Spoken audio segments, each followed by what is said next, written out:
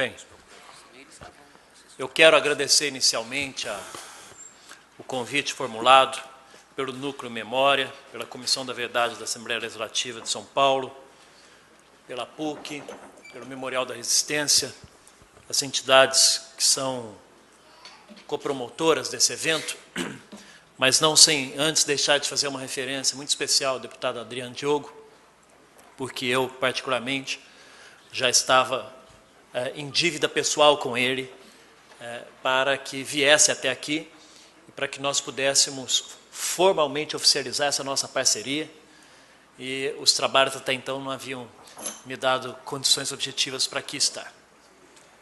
Cumprimento a cada um e cada uma, especialmente aqueles que aqui estão, ex-presos, ex-perseguidos políticos, a quem nós devemos as nossas liberdades de hoje e a quem eu quero fazer remissão como linha transversal de toda a proposta que eu farei aqui na minha explanação, de reflexão sobre o momento que nós estamos vivendo no Brasil nesse instante. E eu acho que é preciso que nós consigamos identificar qual é o desafio que está posto nesse momento e como é que nós podemos, cada um individualmente, nas suas ações políticas, profissionais, sociais, culturais, econômicas, contribuir para o novo momento histórico que nós vivemos. Eu chamo esse momento de a terceira fase da luta pela anistia no Brasil. E acho que é um novo momento histórico que se inaugura já há algum tempo, mas que, do ponto de vista jurídico, pode ser demarcado pela aprovação e sanção das duas leis, que é a Lei de Acesso à Informação e a lei que cria a Comissão Nacional da Verdade. Isso porque essas duas leis atingem o âmago de uma cultura instalada há muito tempo em nossa nação e que, talvez, se nós soubermos nos apropriar dessas conquistas, nós estejamos diante de uma virada, de uma alteração, de um paradigma cultural. Isto porque a Comissão da Verdade, a lei que instituiu a Comissão da Verdade, positivou no âmbito da legislação nacional o direito à verdade para os brasileiros. Esse era um direito que não era positivado, embora para nós já era um direito reconhecido em razão dos tratados e convenções internacionais que o Brasil aderiu ao longo do tempo. Mas na nossa ordem jurídica internacional ele não estava positivado, e agora esse direito está positivado na aprovação da lei que instituiu a Comissão da Verdade. E a Lei de Acesso à Informação, por sua vez, é uma lei que eu considero o principal passo, o principal direito que a cidadania brasileira adquiriu pós-Constituição de 88, que traz um conjunto de direitos civis, e essa lei ela é um passo novo, um direito novo, que empodera a sociedade civil. Antes de qualquer coisa, empodera o cidadão, para que ele possa, na sua organização, no seu planejamento, né, de vida, dos seus projetos de vida, se amparar na capacidade de acessar informações que são produzidas dentro do Estado e que muitas vezes não são socializadas, não são compartilhadas e, aliás, ao longo da nossa história, foram privatizadas, né, nas mãos de poucos que, de forma muito pouco republicana, utilizaram dessas informações para privilégios pessoais. Essas duas leis rompem com uma cultura do esquecimento. Essas leis rompem com a cultura do sigilo. E nós não estamos falando de algo simples. Nós estamos falando de uma tradição da nossa sociedade, uma tradição que, inclusive, é utilizada para caracterizar a nossa nacionalidade, a nacionalidade brasileira. Muitos dos antropólogos festejados na nossa literatura e no nosso pensamento acadêmico caracterizam o povo brasileiro como um povo cordial, como um povo que pelo jeitinho resolve as suas mazelas, como um povo que historicamente nunca foi capaz de enfrentar diretamente as violências que essa sociedade e esse Estado produziu em um determinado momento da sua história. Com a escravidão, com a dizimação dos povos indígenas, com um papel pouco louvável que o Brasil cumpriu durante a Guerra do Paraguai, nós nunca sistematizamos, é a primeira vez na história do Brasil que é criado um órgão de Estado para sistematizar um conjunto de violações produzidas durante a nossa história, um período da nossa história. Isso é muito, porque ela rompe com essa lógica do esquecimento, ela rompe com essa cultura de não enfrentamento. E mais, ela disputa diretamente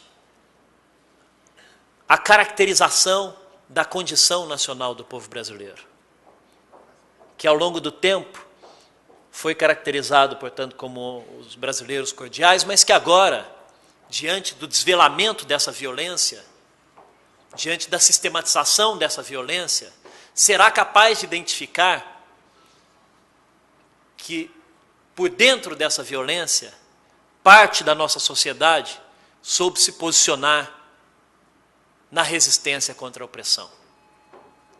E boa e significativa parte da nossa sociedade tem profundo apreço pela defesa das liberdades públicas, mesmo diante dos momentos mais difíceis.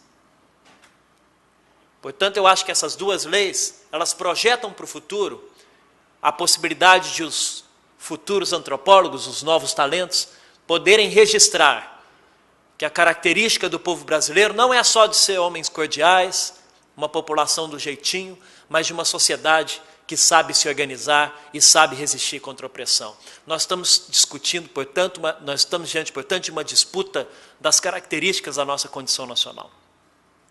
E isso é muito relevante, para além, evidentemente, de reconstruirmos novas bases para as nossas relações sociais.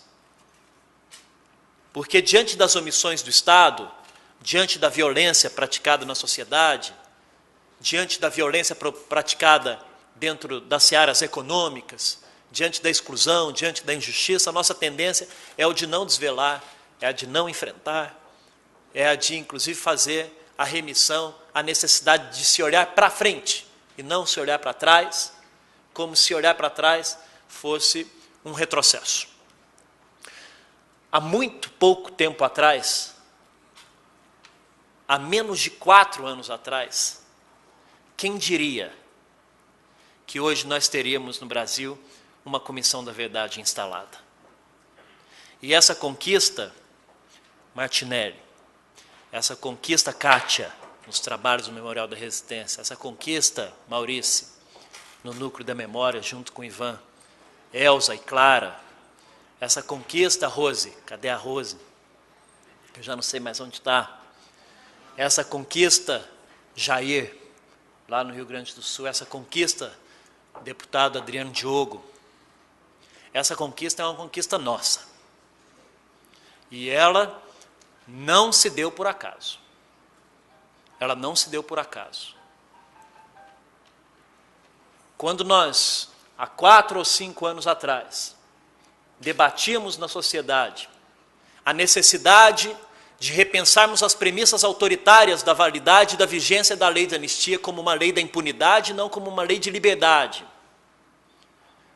Quando nós, há 5 ou 4 anos atrás, começamos a instituir as primeiras iniciativas de políticas de memória, quando nós, há pouco tempo atrás, começamos a publicizar a violência que estava sendo administrada de forma burocrática pelas comissões de reparação e tornando-as públicas, em audiências públicas, nas caravanas da anistia, a resposta que nós tínhamos por parte da sociedade, dos que não compreendiam esse processo histórico, era de que nós não deveríamos olhar para o passado. Hoje esse salto já foi dado. Hoje ninguém é capaz, nem os setores mais conservadores da sociedade brasileira é capaz de argumentar que é retrocesso, isso é olhar para trás, que não se deve olhar para trás, porque o que nós enfrentávamos naquela ocasião era, nós não podemos olhar para trás. O que nós fizemos, evidentemente, foi desbloquear uma agenda que era proibida. O que nós estamos fazendo, em última análise, era afirmar as nossas liberdades e dar um passo à frente na democratização das nossas relações. E eu considero que nós vivemos a terceira fase da luta pela anistia, porque eu tenho discutido e procurado debater com as pessoas e tem isso escrito também, de que a transição brasileira ela é diferente da transição dos outros países. E nós temos que nos dar conta das características da nossa transição para poder identificar as potencialidades dela, nas nossas capacidades objetivas de superar obstáculos que ainda estão presentes na agenda da transição independente. E para mim, o processo de reparação é o eixo estruturante da justiça de transição no Brasil. Por meio do processo de reparação, nas iniciativas que foram criadas ainda dentro do governo Fernando Henrique, que nós conseguimos engendrar cada um dos outros mecanismos da justiça de transição. O direito à memória, né? As primeiras iniciativas governamentais de memória foram forjadas dentro das comissões de reparação, sejam pelas assembleias estaduais, do ponto de vista governamental, não estou falando da atuação da sociedade civil, evidentemente, né? Do ponto de vista governamental. As ações civis que o Ministério Público começa a interpor para disputar no campo jurídico um reconhecimento efetivo do direito à resistência, uma cultura jurídica de recusa à internalização dentro da nossa ordem jurídica dos preceitos, convenções e tratados internacionais em matéria de direitos humanos, ou de uma concepção do direito internacional como direito nacional, como um direito só, uma ordem jurídica só, e a complementariedade que o Sistema Internacional de Proteção dos Direitos Humanos tem com o Sistema Nacional de Proteção dos Direitos Humanos. Essas ações civis públicas do Ministério Público Federal são interpostas a partir dos reconhecimentos forjados na Comissão de Mortos Desaparecidos e na Comissão de Anistia. Tiraram ali as provas para ingressar com as primeiras ações. Do mesmo modo, a Comissão da Verdade foi sendo gestada, quando ninguém nem sabia o que era uma Comissão da Verdade. Debatiam comissão, era necessário fazer uma Comissão da Verdade no país, o pessoal falando, mas o que é isso? O que vocês estão falando, Comissão da Verdade? Né? A Comissão da Verdade também se engendra nesse processo. Mas eu acho que tinha uma questão que remete o ambiente da transição lá em 79, que aqueles que formularam a estratégia de saída para o regime autoritário e pactuaram a transição para frente, não contavam. Aquela percepção de que o processo brasileiro se caracterizaria pelo eixo da reparação, mas como uma forma ou uma tentativa de impor um cala-boca às vítimas, ou impor um esquecimento às vítimas, evidentemente que não se comprovou. Porque as comissões de reparação ao longo do tempo foram dando amplo processo de visibilidade às vítimas e, consequentemente, das graves violações praticadas dentro do Estado. E esse processo cumulativo foi demonstrando e desconstruindo a tese ou a falácia da ditabranda no Brasil. Como se a violência de uma ditadura fosse medida pela pilha de corpos que ela é capaz de produzir, e não pela cultura autoritária que ela projeta para o futuro. E me parece que, nesse sentido, a ditadura brasileira foi muito violenta ao impor uma cultura do medo, de não enfrentamento desse assunto, e de nós termos tardiamente, mais de 30 anos finalizados o processo de redemocratização, só agora termos tido a capacidade de implantar uma comissão da verdade. A cultura autoritária está mais assentada na nossa sociedade nesse sentido. E essa é a capacidade de uma agenda da transição, do controle da transição, está presente nos dias de hoje. Reverberar nos dias de hoje. E a necessidade de ruptura com essa transição controlada é uma tarefa da sociedade do presente. Porque senão nós estamos permanentemente amarrados no pacto ilegítimo, firmado por atores que não tinham nenhuma legitimidade para falar em nome da sociedade brasileira, porque atentaram contra a Constituição Democrática, atentaram contra a ordem jurídica democrática instalada em 1946, e mais atentaram contra os direitos humanos dos seus próprios concidadãos. Mas compreender o processo da justiça de transição brasileira a partir do eixo estruturante da reparação, ele pressupõe a compreensão de 3 elementos que eu acho fundamentais aqui para nós. A primeira, a de que os mecanismos de justiça de transição, eles são necessariamente complementares. Eu vou chamar aqui, então, do elemento da complementariedade dos mecanismos da justiça de transição. O que eu quero dizer com isso? Que verdade, justiça, reparação, memória, não são elementos estanques. São elementos que se entrecruzam. Que quando eu estou produzindo reparação, eu estou necessariamente produzindo verdade histórica.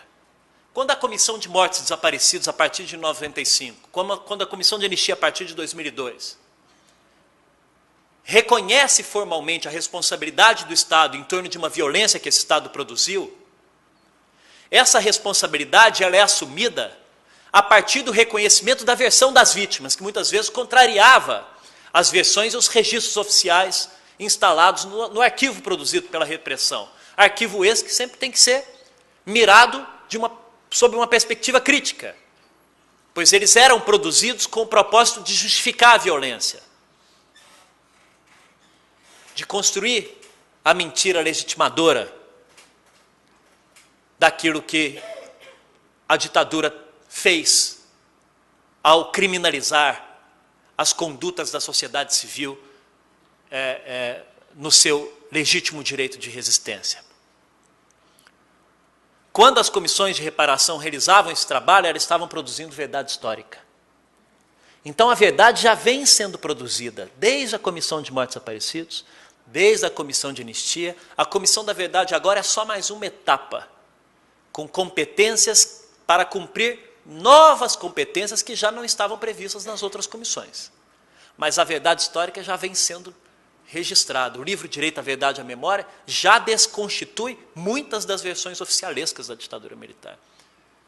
A cada vez que a Comissão de Anistia reconhece a condição de anistiado político por um cidadão, a partir do seu relato de tortura, a partir do seu relato de perseguição arbitrária, de prisão arbitrária, de compellimento ao exílio, de compellimento à vida clandestina, de ter sido enquadrado em processos administrativos e judiciais sem o devido processo legal, de ter tido a sua vida monitorada ilegalmente por parte da ditadura militar, e o declara anistiado político, esse ato ele tem um duplo efeito. O primeiro, de reconstituir, de produzir verdade histórica, a partir do relato das vítimas, a partir do testemunho das vítimas, a partir de novas documentações que foram trazidas. Em segundo lugar, a dimensão de promover reconhecimento do direito de resistência dessas pessoas. Então, veja que o trabalho de reparação tem efeitos de produção de verdade. Por sua vez, o trabalho de reparação remeteu aos documentos probatórios para que algumas ações civis pudessem ser interpostas. Se as comissões de reparação promoveram verdade, é preciso saber que a Comissão da Verdade produzirá reparação. Porque quando a Comissão da Verdade permitir que uma determinada vítima possa vir diante de um processo público, registrar o seu testemunho, ter a sua versão da história considerada por parte do nosso Estado, ali estará se produzindo reparação subjetiva, atividade de reconhecimento às pessoas. Então nós temos que ter clareza de que os mecanismos de justiça de transição, eles são necessariamente complementares. Quando as comissões de reparação passaram a reconhecer a responsabilidade do Estado pelos atos de exceção, não era possível reparar aquilo que não se conhecia. Como que o Estado pode, né, admitir a responsabilidade sobre um ato e às vezes até promover reparação econômica se você não conhece o fato? Então o trabalho de reparação produzia memória. Então quero registrar essa característica dos mecanismos de justiça de transição e me parece que eles são muito importantes para que nós não tenhamos uma visão escalonada, né, em torno da aplicação dos mecanismos da justiça de transição e cometer equívocos, tal qual alguns cometem, de achar que a comissão da verdade agora é o último passo, é o último capítulo dessa história, é o último capítulo, ou ela vem para botar uma pedra em cima dessa história. Muito pelo contrário, a comissão da verdade, por sua vez, poderá gerar novos efeitos no campo da reparação, novas memórias e, quem sabe, potencializar o ambiente de justiça. E é por isso que aí eu me remeto à segunda característica dos mecanismos de justiça de transição, que não é mais a característica da complementariedade dos mecanismos, mas a característica da circularidade desses mecanismos. Porque é certo que quando a comissão da verdade alcançar níveis, e eu tenho dito que a comissão da verdade é menos para construir uma verdade absoluta e muito mais para ajudar a diminuir o espectro de mentiras construído ao longo do tempo.